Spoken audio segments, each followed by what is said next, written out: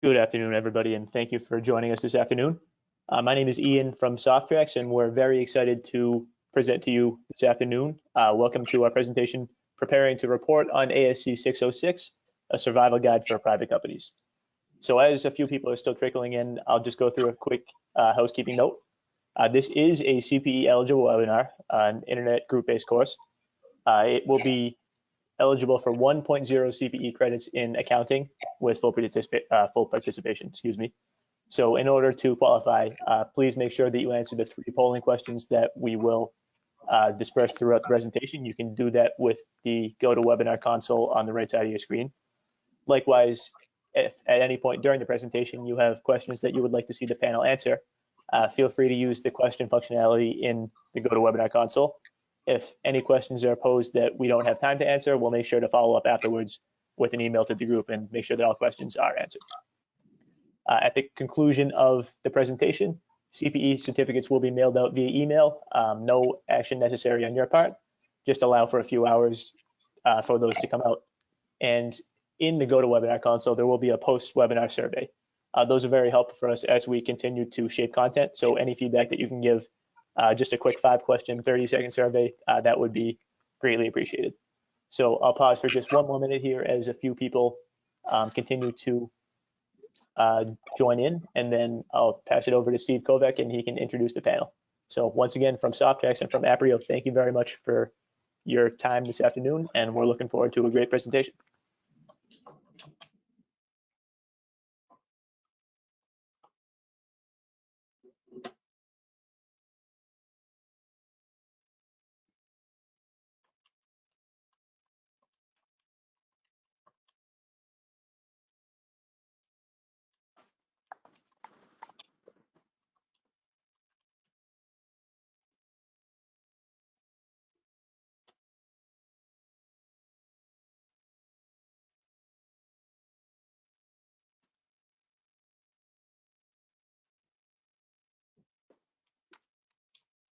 All right, hello again, and thank you very much for waiting.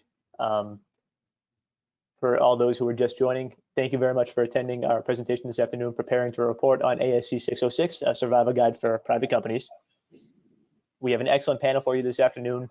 So it's without any further ado, I'm happy to introduce Steve Kovac. He's our Vice President of Customer Success over at SOFTRAX. He has an over 30-year career as a CFO himself and as a financial executive for public companies and for private companies. And he'll be glad to introduce our all-star panel for this afternoon. So Steve, if you'd like to take it away. Yeah, hello, and thank you guys for joining, and welcome to this exciting and important topic. I've been in CFO roles for about 30 years, and in 2017, I led a team of 11 financial and IT employees of $1 billion+ revenue New York Stock Exchange public company through their conversion to ASC 606, the implementation of an automated revenue subledger, and through many communications with their auditors to ensure timely and accurate filings with the SEC. Our road was full of a lot of unexpected obstacles, as all financial professionals and even the Big 4 audit firms were learning the intricacies of this monster. It's the largest accounting change in history. In the next hour, we hope to use our experience to help those of you who have undoubtedly started down the same road. We have 3 fellow CPAs with us with firsthand experience from Aprio. Aprio is the largest independent full-service CPA-led professional services firm based in Atlanta, Georgia. They were founded in 1942. Aprio has over 700 partners and team members spanning 9 locations serving 52 countries. So first, let's meet them. So Rob, go ahead and introduce yourself, and we'll get everybody introduced and then get on with it. Yeah, hello, great. Great talking with you guys today. Look forward to sharing some of my knowledge in this area. I'm a partner, I'm an audit partner in the technology practice at Aprio. I've been here at the firm for 26 years, and I've been focused on working with technology companies since SOP 91.1 was the software guidance. So I've helped clients navigate through various changes in the revenue recognition guidance over the years, and over the past several years have helped over 50 clients adopt ASC 606. So look forward to sharing some of that, some of the lessons learned in those implementations over the next hour. Thank you. Michael? Good afternoon, everyone. I look forward to speaking with you all. My name is Michael George, and I serve as a manager of financial consulting services at Aprio. My background is both in the public and private sectors, working as both on the audit side of transactions and then working as controller for a company before coming to join Aprio. And I look forward to talking with you all today. And I work with a number of clients as part of the financial consulting team in various business challenges, including the adoption of ASC 606. And Jeff, as a practice leader, you get to hear all the stories. Yes, absolutely I do. And thank you for having us today. My name is Jeffrey Duncan. I'm the director and practice leader of Aprio's financial consulting services practice. We help clients with a variety of accounting, technical accounting, and financial reporting issues, strategic initiatives, and process improvement projects. Since joining Aprio in September 2014, a large portion of my time has been dedicated to ASC 606, both putting on targeted trainings for multi-billion-dollar international companies, as well as performing dozens of assessments for entities in the software, SaaS, fintech, manufacturing, and construction industry related to their adoption of ASC 606. My goal today is to share a little bit of that knowledge with you and put you in a better position to have a successful adoption or improve an existing process that you may have in place. Great. So, Rob, can you tell us for certain when the new standard is effective for private companies? And does that mean they have to be compliant on that very day? And maybe how long does an implementation take? Sure. Well, I can tell you for certain what the current effective date is. I can't tell you for certain whether they're going to change it again, because they have delayed it multiple times, including as recently as May of 2020. They deferred it another year after a bunch of clients and companies had already adopted it. So currently the effective date is for private entities with fiscal years beginning after December 15th, 2019. So in layman's terms, that means for calendar year companies, you have to have it in your 2020 annual financials. And then in terms of interim periods, it's interim periods beginning after December 15th, 2020, which means your statements that you're issuing to banks or investors on a monthly basis now in 2021 should already incorporate this new guidance. And in terms of the implementations, there's a huge range in terms of how much time and effort this takes. And so a very simple SaaS company that only has one performance obligation, a subscription that they're deferring over the contract period, won't really have a very big impact on the revenue side, but what they might have is to deal with the cost side, and they may have to capitalize commissions, for example. But that's a very short implementation, whereas a larger company with multiple performance obligations, like on-premise perpetual licenses, on-premise term licenses, SaaS subscriptions, implementation services, support and maintenance, they have a lot more heavy lifting to do, and to go through that 5-step process and document their policy and come up with standalone selling prices for each of those performance obligations, and then how to deal with the contract costs on the other side, and when and how those get amortized, is a lot more significant process. And so there's multiple steps to get this implementation underway. And so you have to first figure out the accounting, and then you have to figure out how you're going to get it to work in your ERP system and get it automated so everything's not on spreadsheets and subject to human error. So again, it could take anywhere from a week to get this thing implemented to 7 or 8 months. So it's definitely a long process for those more complex companies. So Rob, based on what you just said, if private companies get audited, I don't know, some of them start as early as April. Typically, it's in the summertime.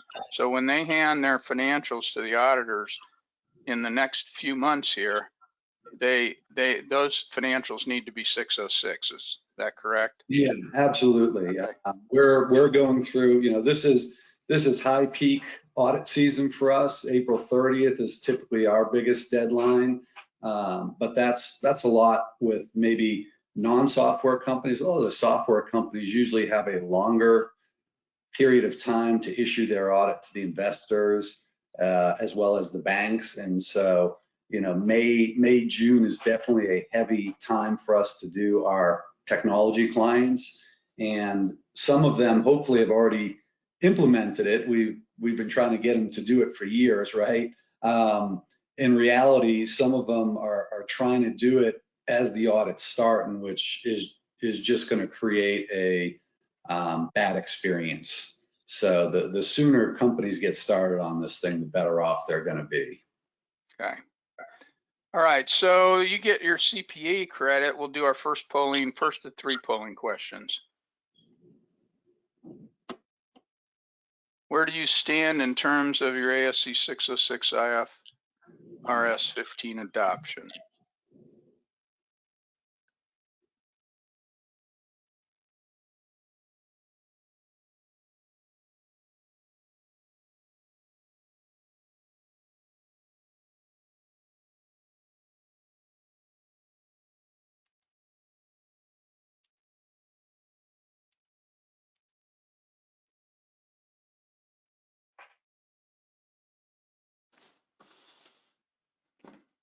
Ian, I suppose you can see when everybody's answered. And Yep, it looks like we're at about 85% of okay. responding right now.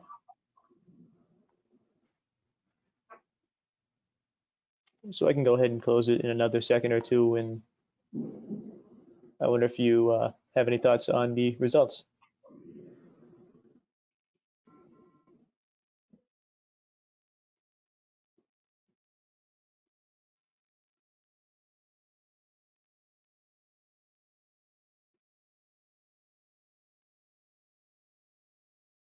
Well, congratulations to the last 14%. And this is what I've expect as we, as we're getting more and more inquiries about our automated subledger. This is pretty much what we're seeing, and it's amazing how many people are on spreadsheets. So Jeff, so ASC 606 has some new and different disclosure requirements than in the past. Additional, I should say, in as well. Can you mention them, including those that we might miss without reading the actual standard? And also, do these need to be in the footnotes of a private company's financial statements or just publicly traded companies? Yeah, all great questions, Steve. So the first thing to keep in mind as it relates to disclosures is that there's a lot of them. Under 605, there were typically limited disclosures, and it was kind of difficult to really get under the hood and understand really what's going on behind the scenes of a company.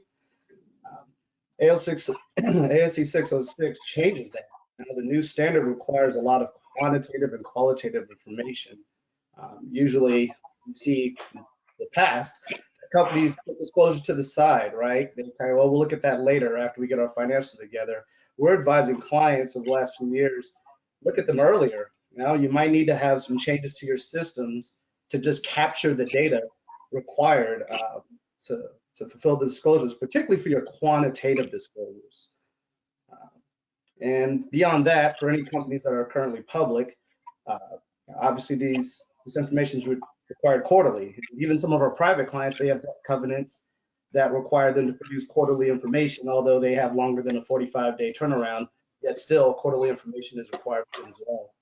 You know, and really when you're looking at your revenue recognition, automation solutions, for those of you who are on spreadsheets still, you know, it's prudent to have disclosure capability, we would say, in the top 3 of your scorecard when evaluating your different revenue recognition software options. So just to kind of highlight how complex it was for public companies to implement this standard, as of June 31, 2020, the SEC had issued about 160 comment letters concerning revenue recognition disclosures. You know, a company really has to disclose amounts for each reporting period for which the financial statement of comprehensive income is presented. And there's a lot of them, and I don't want to bore you guys all on this call with reading through the list. So just from my experience of the roughly 20 disclosures, I'll touch on a few of them. So one of the main categories, or subcategories I should say, is disaggregation of your revenue, both quantitative and qualitative. And for a public company, you know, you got to disaggregate your revenue and your disclosures such that your contracts with customers are depicted by the nature, amount, timing, uncertainty, et cetera. And it has to be quantitative. So this is a big difference, right, between a private company and a public company's requirements. Now, some of the example of the items that you may want to disclose, also, by the way, in line with your segments, really, is the type of the good, the geographical region, type of market, maybe even your sales channels. And a public company should consider, you know, how it disaggregates its revenues in other communications. And the same goes really for private company as well. Now, maybe you have some type of package that's regularly provided to your COD or chief operating decision maker, or maybe to a board or a private equity group, right? So you should kind of consider those packages when you're determining, okay, well, what's the level of disaggregation? You know, the SEC has asked its registrants to really think about, you know, how the registrant disclosures meet the objective of depicting that nature, timing, and uncertainty of revenues and cash flows and how they're affected by economic factors. But, you know, for a private company, the only quantitative requirement is related to the timing of the timing, like really separating the goods and services transferred at a point in time for those transferred over time, right? So if you kind of picture a table, you know, a public company is going to have all of its segments listed at the top, multiple geographical or channels, et cetera, listed down the y-axis. And the sum of all those is going to tie back to total revenue. The sum of each of the segment columns is going to tie back to the segments disclosure. And then at the bottom, usually you would see your point in time versus overtime, right? So private company, much more condensed quantitatively, although a private company is not required to reconcile to segments, disclosure breakouts of total revenue and all that, and show, you know, quantitative tables for regions, et cetera. You still have to meet the objective of ASC 606 disclosures, right? And that is, you still have to communicate qualitatively information that is required. So an example of a disclosure for a private company might be something like consumer products are sold to retail resellers in the Northeast, Midwest, and Southeast United States, and sales are typically recognized in revenue in 2 months. So you can see, even though there's no big table, right, that pulls data and populates it, you're still communicating the same message to those interested in your financial statements. So another area that I want to kind of highlight is really related to contract balances, both quantitative and qualitative.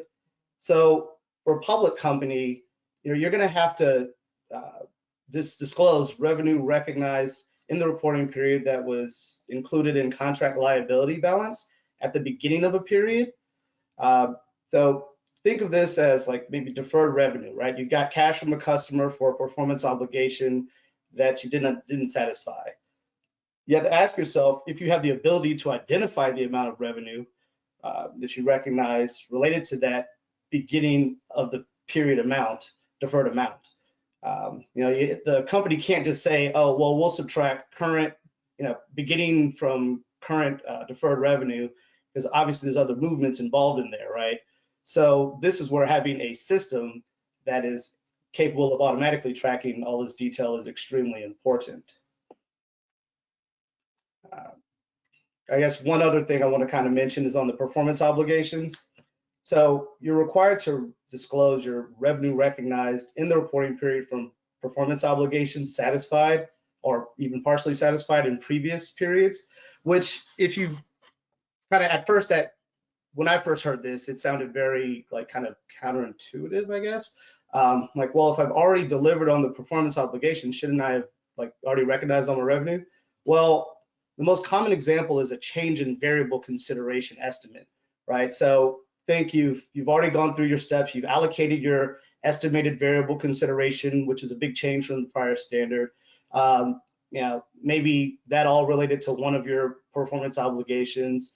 You recognize revenue in the prior year, but then you have a change in the estimate of that variable consideration, and now you're doing a true up in the next year, right? So you have to make sure you disclose that. So that's again where having a system and not relying on spreadsheets could be a massive change in your ability to produce the financials in a timely manner, and then support it to Rob when he comes asking.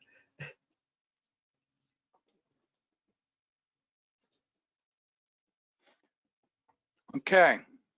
That was a good answer on disclosures. There are a lot of them. Michael, when I was doing that large job, and I've heard this from other folks, they really focus on the revenue and they get where they think they're about to the end, and then they move on to changes in the treatment of commissions, only to get a surprise there. Is that something you recommend, or is it a bit more difficult than one might expect? Sure, and that's a great question. It's very practical. I mean, having worked with clients and been in that controller seat, I understand that everyone's schedule is already a balancing act, and adding any kind of new standard adoption or new process is something that's already on top of that. With the focus on ASC 606 and the revenue recognition component, many companies do overlook the complexity and the challenges that can be encountered in working through the consideration around the treatment of commissions. Certainly the guidance, understanding how the guidance states the treatment of commissions is step one, but really evaluating what does that mean for your company can really take on quite a bit of data management and understanding processes in a new light than you may be already currently considering. So to lay the foundation, the guidance specifies that an entity must recognize as an asset the incremental cost of obtaining a contract. And so the first item there is really key, identifying what are your incremental costs? What are those costs that are incurred to obtain that contract that would not be incurred if the contract is not fully executed? So thinking about it from a practical viewpoint, if you walk away from the contract right before everyone signs it, what costs won't be incurred, basically? And so do you currently have a system or an approach to understand what those costs would be? And do you have a way to evaluate them? Is really a key part of the guidance and understanding the implementation of the new standards. And taking it just a step further beyond just identifying those costs, the standard requires that you look at your contracts and you align the commission piece along with the performance obligations. So ask yourself, are there multiple performance obligations within the contract? And if so, then you will need to allocate those costs to the multiple performance obligations within the contract. Again, these are as Rob mentioned, this could be fairly simple for some companies, but may take a large amount of time for others. Depends on how your contracts are set up and depends on your commission structure. And then another question to ask yourself is, are there fringe benefits associated with commission payments? And typically the answer would be yes, to the extent that there are payroll taxes and or 401k contributions associated with the commission payments. And the guidance does specify that fringe benefits should be included as part of those incremental costs, because they're incurred when a contract is signed. And so understanding that whole process and working through it as a company does require quite a bit of planning on the part of the organization. And so it's not something that we would certainly recommend waiting until the last minute to work through. And likewise, once you've determined those costs that should be capitalized as part of the standard, building out the amortization structure, which has to be on a systematic basis, which is consistent with the transfer to the customer of goods or service, is another part that the organization will need to work through. Again, it may require going back to your sales teams or working with different areas within the organization to get an understanding of the underlying drivers within a contract. Because if a contract is identified as an initial contract or renewal contract, then the evaluation of the facts and circumstances changes slightly when you're looking at the commissions. So if a renewal commission is commensurate with the commission on an initial contract, then the amortization period on the initial contract may be limited to the initial contract term. And that's really looking at it from the fact that if they're both commensurate, then it's really a new contract at the time of renewal. However, if the renewal commission is not commensurate with the commission on the initial contract, then there may be a different basis that you'll have to apply for your amortization. And some of the common ones that we've seen are the average customer term. So this is looking at the customer life. And you would have to ask yourself, do you know your average customer term? And does that and you have to evaluate under your facts and circumstances to really understand if that's going to be useful and applicable for your organization. Another common approach is looking at the life of the underlying technology, which we've seen as a default of average of 3 to 5 years. So not only is it identifying those costs, associating the fringe benefits, and determining the capitalization, but then the amortization, each of those elements can really require a lot of time from your organization. So I wouldn't recommend waiting to the last minute to adopt. Thanks, Mike. So let's do our second polling question.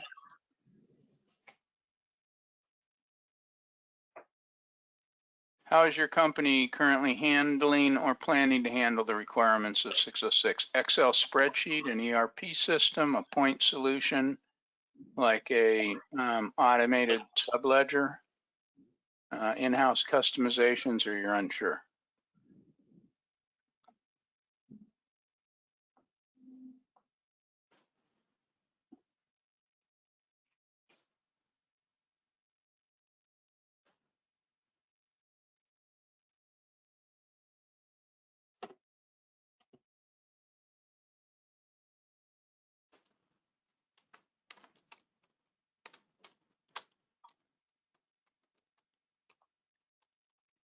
All right, and the results over here already look interesting. We're at about 85% have voted. So if you're still thinking about it, please just go ahead and submit your answer, and I'll close in another couple of seconds.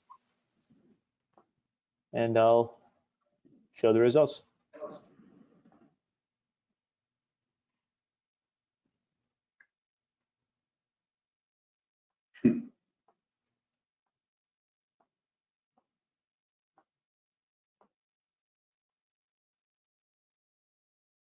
So to the panel, I wonder, is that expected?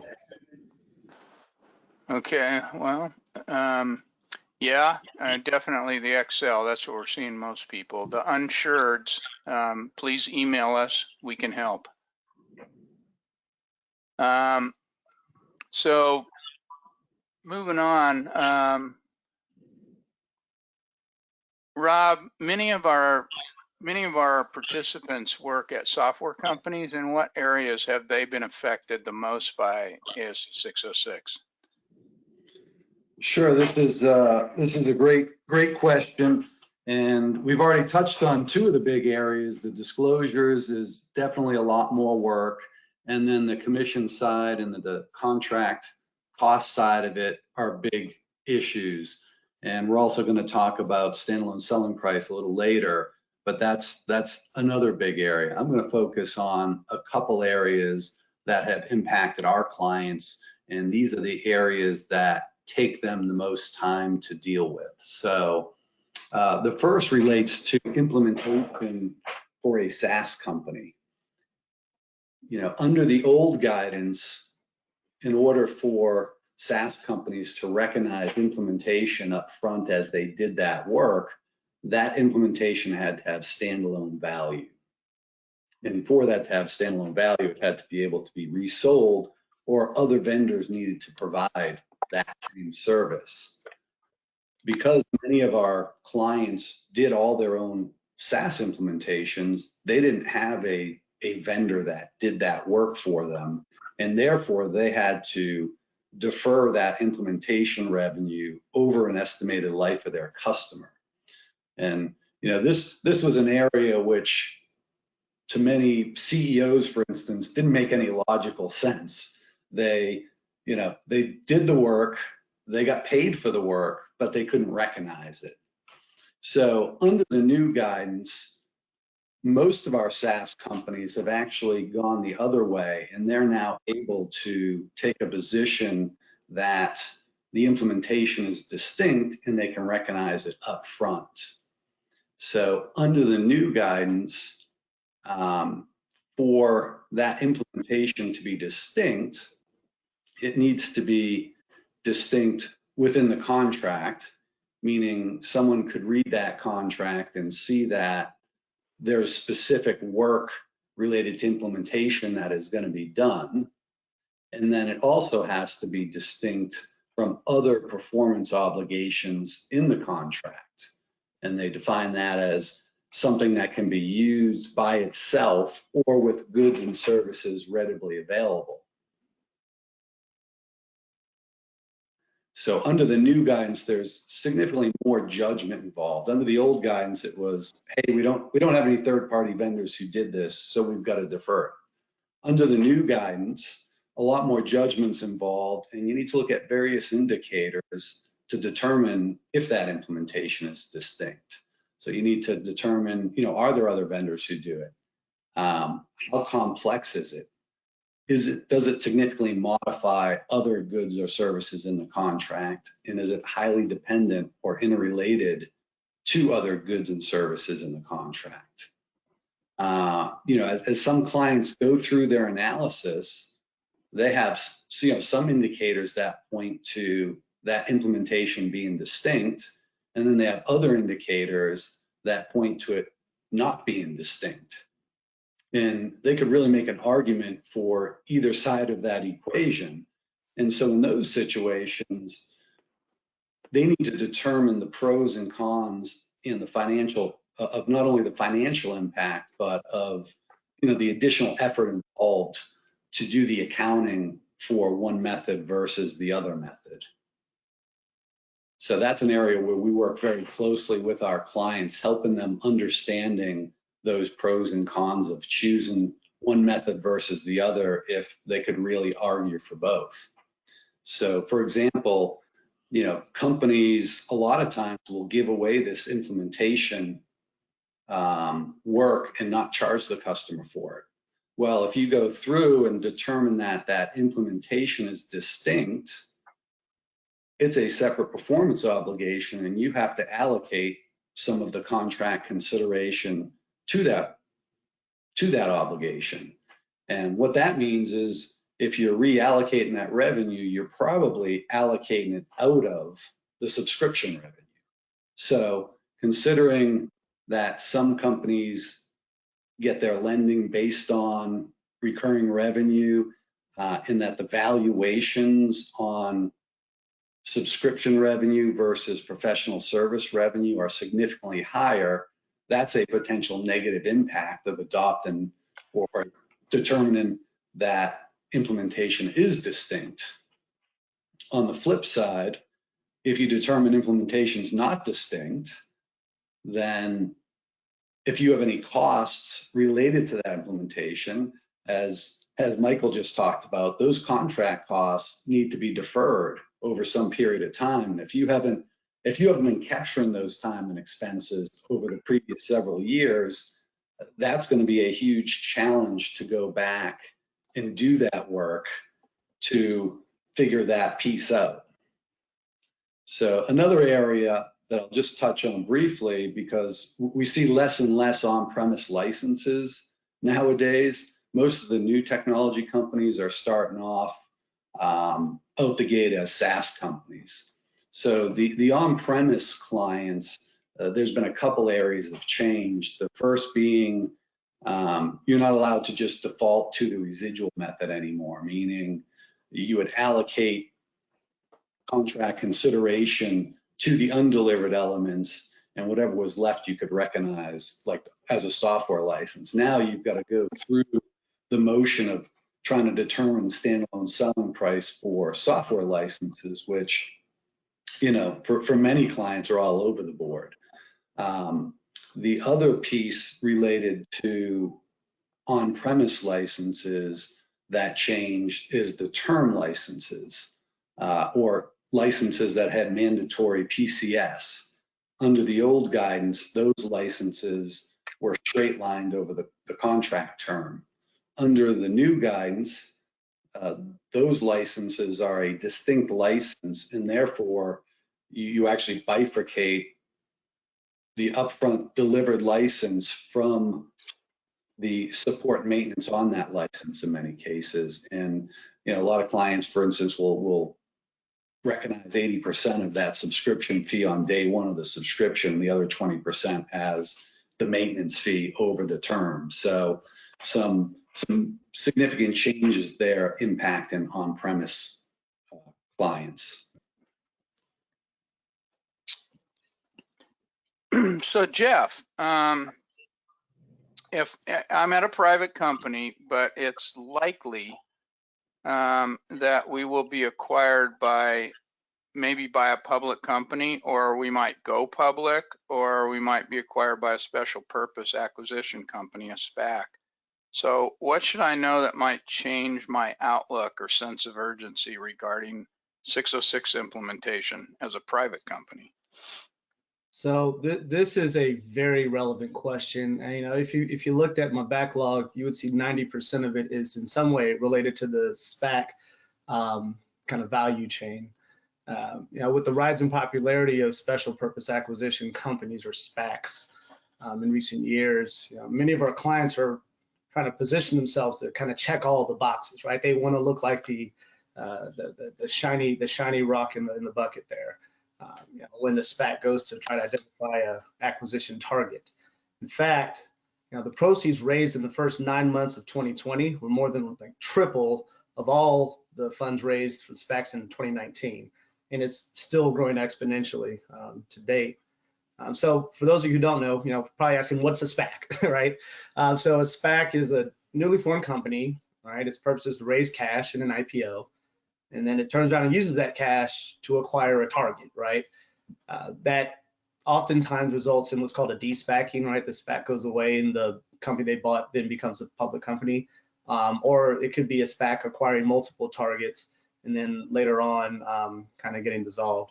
But, you know, after its IPO, the SPAC seeks to complete an acquisition, right, of a target. Usually that's within 24 months. If you know, the acquisition cannot be completed in the required period, then all the cash they raised in the IPO at usually a $10 per share is kind of like a common number you see. You know, it has to be returned to the investors, and the SPAC is dissolved.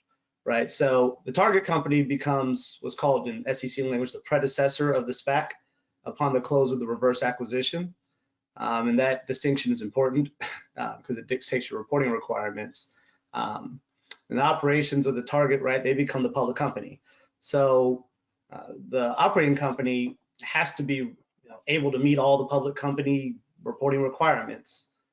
And that they're going to apply to the company, once it goes through the transaction.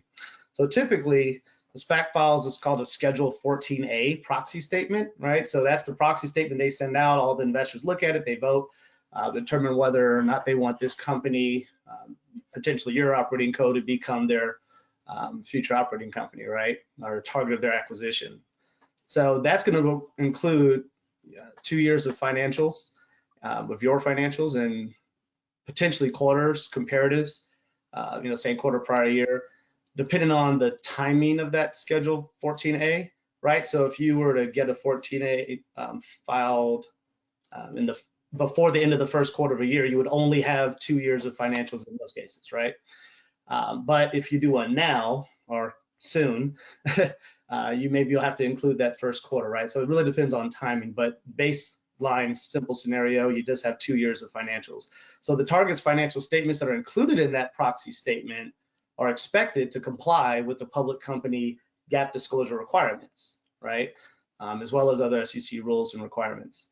So, the annual period's financial statements included in the proxy statement must be audited, right, by PCAOB standards. So we have several clients currently who are, we're wrapping up, that are exactly in the same boat.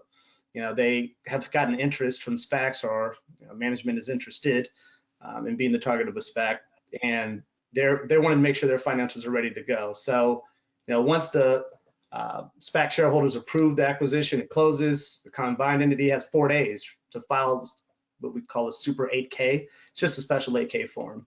And it essentially has the contents of a Form 10, a registration statement. So that's a lot, and you have to be ready for that. And the SEC has noted like a lot of failures and disclosures on those Super 8Ks, usually with items 2, 1, 5, and 9, I think. And you can reach out to me for more details about those typical shortcomings. But before your financials are included in a public company filing, public company disclosure is not required. But I would think, to the extent you can now, to minimize changes in the future, it would be your best option to go ahead and adopt the longer, more detailed ASC 606 disclosures, start to get your investors accustomed to the changes that Rob just described with the acceleration or the changes in valuation, even due to a reallocation of revenue from higher valued streams to lower valued streams. I'm not saying to include earnings per share and segment disclosures, all that, those are incremental, but you would already have, the revenue footnote in place, right?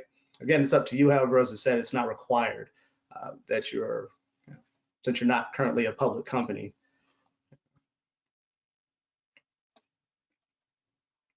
Okay. Michael, 606 is all about the standalone selling price. How difficult is it to come up with these for all of my products and services? Is it time consuming? I've heard that some companies are actually using ranges. Mm-hmm. It's a great question, and again, a very practical one. And I'll kind of address it in two phases. So I'll talk first about the standalone selling price and just how the time requirements and kind of the difficulties that you may encounter there. And so, as we've kind of echoed throughout this time, it really depends. It depends on how your contracts are set up. It depends on your goods and services and how they're bundled.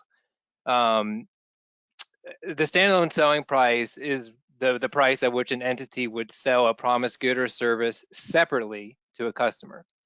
And so if you have the observable price of the good or service that you could, as you would sell it separately, that's the best evidence of what a standalone selling price would be. However, there are often circumstances where that's not going to be the case, either the way that things are bundled or because of the performance obligations. And so the company is going to be required to create an estimate of the standalone selling price of the goods and or services. And so the guidance has laid out 3 approaches that an organization can take to come up with those estimated the standalone selling prices. The guidance doesn't say these are the only 3 approaches you can take, but it does define these 3 within the guidance itself to get you thinking and to provide some framework as a potential approach. The first approach is the adjusted market assessment approach. And where this is going to be applicable is if you're working in a market where you don't have standalone selling prices for your goods or services, but you have the ability to see those transactions from your competitors within the same market for standalone goods and services that they're offering. So if you're able to obtain that kind of information, and then of course adjusting it for company or economic specific factors that are more applicable to your business, you can utilize those market prices to estimate a standalone selling price for your goods or services. If that's an approach that's not applicable for your organization, a second approach can be the expected cost plus a margin approach. And this is looking at the standalone selling price from a different perspective. In this approach, you would be looking to forecast the expected costs of satisfying a performance obligation, and then adding on top of that an appropriate margin for that good or service. And so the margin would be a company-specific estimate based on your particular entity's circumstances. And so it would be added on top of what you have as your costs for that performance obligation. And as I mentioned during when we were reviewing commissions, having that kind of data available can be quite challenging to break apart if you're not currently tracking that as a separate in a separate way. And the final or third approach that the guidance lays out is called the residual approach. And this is where an entity may estimate the standalone selling price by reference to the total transaction price less the sum of observable standalone selling prices of other goods or services promised within that contract. The unique factor of this approach is that the guidance actually specifies 2 criterion that must be met in order for an entity to be eligible to use that approach. And so the entity must sell the same good or service to different customers at a broad range of prices. And what that criteria is looking at is the selling price highly variable, and would, looking at past transactions, provide a basis for the standalone selling price. And if they're too broad and too variable, and that past activity is not indicative of the standalone selling price, then that first criteria would be met. The second criteria is that the entity has not yet established the price for a good or service, so you couldn't have already established the price, and that good or service has not already been sold on a standalone basis. So if you meet those 2 criteria, then you may be able to apply the residual approach. And regardless of the approach that you take, the implementation is going to be key. Understanding that you need to gather data, adjust based on economic factors, and then making your best estimate, and then monitoring that going forward, and then adjusting as appropriate. And each of these estimates does require a certain level of effort, and in some cases, to go back to your question, in going through the evaluation, you may determine that a range may be the most appropriate method for your evaluation of the standalone selling price of goods or services. And we have seen some large audit firms accept the range approach, but where I would caution there is that the range needs to be narrow enough where that's reasonable, that it provides a reasonable estimate. Just due to the fact that a firm may accept a range as a applicable approach, doesn't mean that it gives you the ability to have a very broad range. You really do need to focus in and go through the due diligence of the data evaluation to really have as narrow a range as possible. But yes, it is a potential estimate option. And then the other final thing I would note there is that although a point estimate is ultimately going to be required for the transaction price, and that utilizing this range may provide you the ability to pick a point within the specified range as long as it's sufficiently narrow. Okay. Yeah, and on ranges, guys, a lot of companies have tried, many have been busted to use ranges as a way to get out of allocating. And that kind of defeats the whole purpose of the main thrust of 606. And that's where those wide ranges come in. So if you guys decide to use ranges, make sure you have some good counsel on that before you just, slap them in your audited financials only to find out you've got adjustments from the auditors subsequently. Hey Rob, speaking of auditors, so, I've got a few areas that I'm stuck or I'm not sure of. I'll just ask my auditors. I'll wait until they get out here this summer to audit me, and then I'll ask them about these questions and then kind of button it up. Is that a good idea? Can I do that? We can certainly assist, but our advice is always start early. We can assist in many ways. As part of the audit, we're going to review their policy and provide feedback on that anyways. So they may as well get that to us early so that if we see any issues with their memo and some of the conclusions they reached, we can tell them about that before they go through and quantify everything and book all the adjustments to their internal books. If we go in and read the memo after the fact, then they may have to go redo some stuff.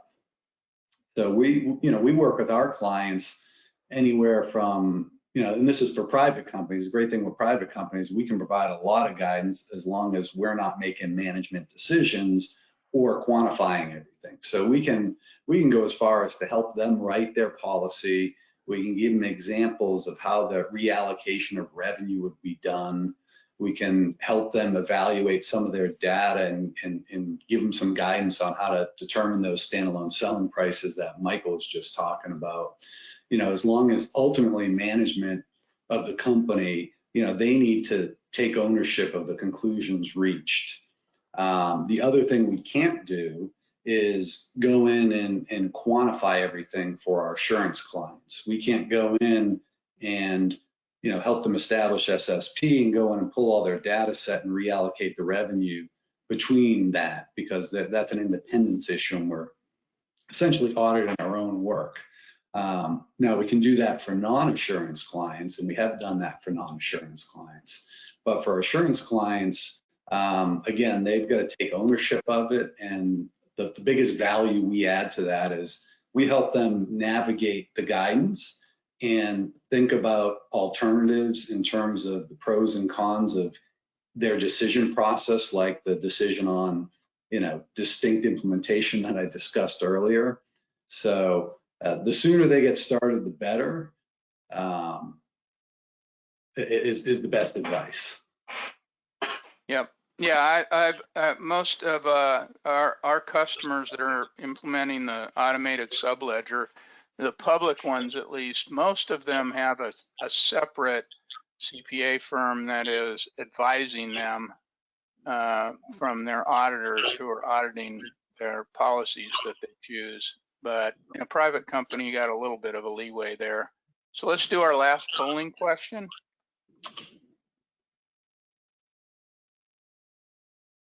What are the major business implications in your company? Disaggregation, presentation of contract balances that you now have to do.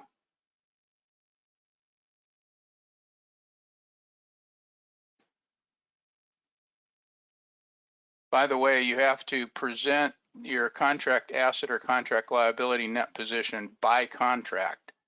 You can do it, you have to do it for each contract, and then you can add them up and use the net amount is what's reflected on your financials. How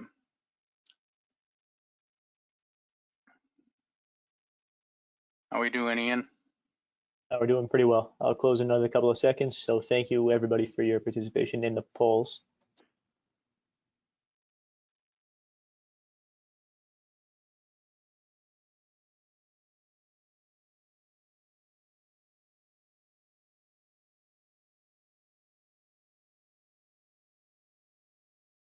Interesting.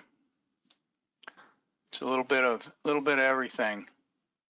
So to wrap these up, folks, I hope this was there's a question out there that we'll get back to the person that submitted it privately on the answer to that. We hope this has been helpful. One thing, you know, we don't do a marketing presentation, but I do want to let you all know that if you are stuck and you do need some help from experts, Aprio can help, and you'll have their contact information. I'm sure that if you just had a simple question and wanted to email them with that question, they most likely would help you. And SOFTRAX, we have an automated subledger that does all these calculations and keeps all these balances for you. For many companies, the spreadsheet thing ain't working. There's too many things to keep up with, too much information and data to keep track of. And we literally have a process where your upfront order entry system automatically feeds your orders into Revenue Manager. You've set up all the policies, and your revenue spits out the other end with a journal entry that's automatically posted to your general ledger. And that can eliminate a lot of time, and we can set up demos for you if you guys are interested. But I'd like to thank you for attending. And again, our contact information is on the screen. What slides we did use, you'll get a copy of. And feel free to email us individually if you want to. We'd love to hear from you and would love to answer any questions you might have. Thank you very much. Bye-bye. Thank you, everyone.